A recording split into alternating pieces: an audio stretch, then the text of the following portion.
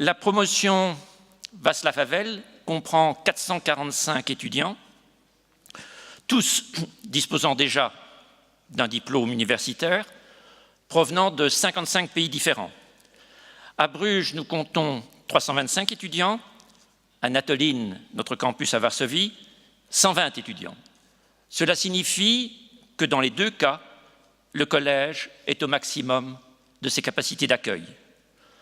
À Bruges, comme certains d'entre vous le savent, les étudiants suivent aujourd'hui ou peuvent suivre aujourd'hui des programmes d'études européennes spécialisés, soit en politique et administration européenne, soit en droit européen, soit en économie européenne, soit en relations internationales et diplomatiques de l'Union européenne. À Natolin, ils suivent un programme d'études pluridisciplinaire, ce qui permet au collège d'attirer, et c'est important de le savoir, non seulement des diplômés en économie, en droit, en sciences politiques, en relations internationales, mais également des diplômés en histoire, en langue, en philosophie ou en journalisme. Iets over de relatie van het college met Stad Brugge. Zoals ik vorig jaar vermeldde, zal de tweede fase van de restauratie van Werversdijk voltooid worden in het voorjaar van 2013. Dit is heel bijzonder voor de verankering van het college in de Brugge binnenstad.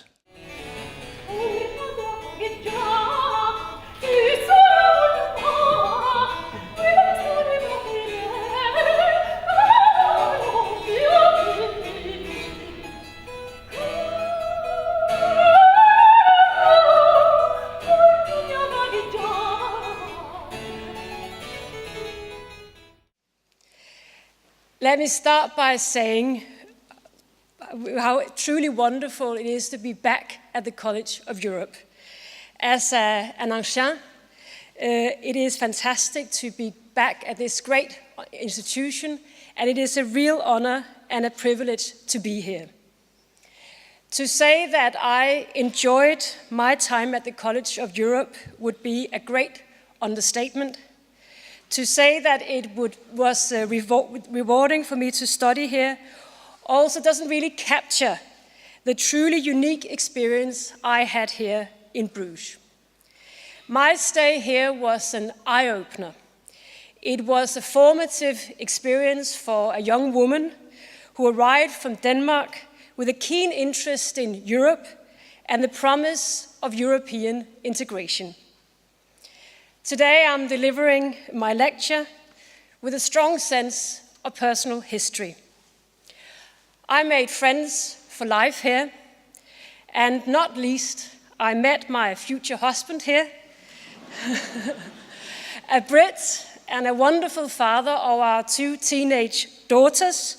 So dear students, an academic year at Bruges can lead to all kinds of things. I vividly remember sitting where you're sitting now at the opening of the academic year in 1992, listening to the then Prime Minister of Luxembourg, Jacques Santer, outlining his vision and the road ahead for Europe after the Maastricht Treaty. Like today, those were critical years in our common cooperation.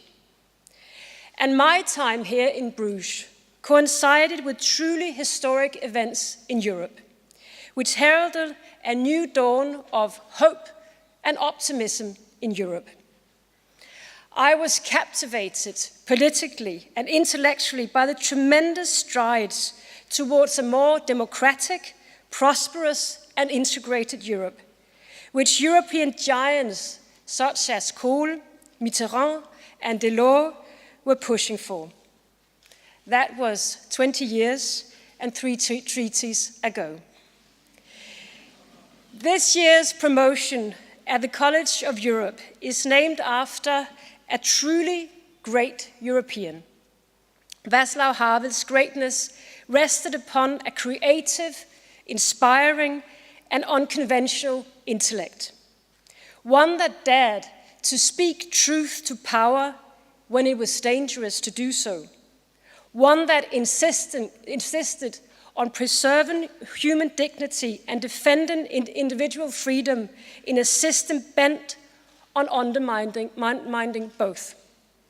This is true greatness to me. Peace and solidarity in Europe is not a law of nature like gravity, which exists whether we care or not. It requires caring. It requires effort, and it requires perseverance. The common values that we have spent the last 60 years establishing, and the strong institutions we have built around them, will be the foundation that will take us beyond the current crisis.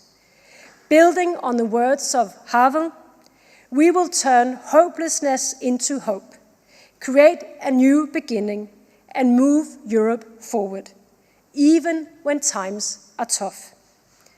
Dear students, soon it will be up to you, the youth of Europe, to ensure that our common values will endure. I wish you good luck in your unique endeavor. We are counting on you. Thank you.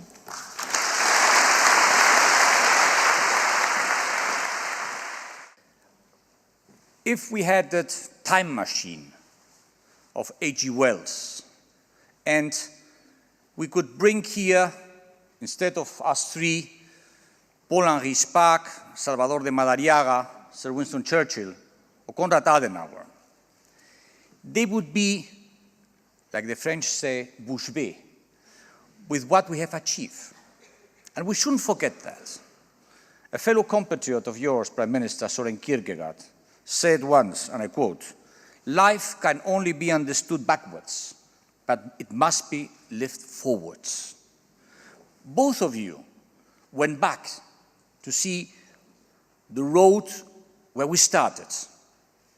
And my counsel is to take always this into account, never to forget that we started from a very difficult position, and we have achieved a lot.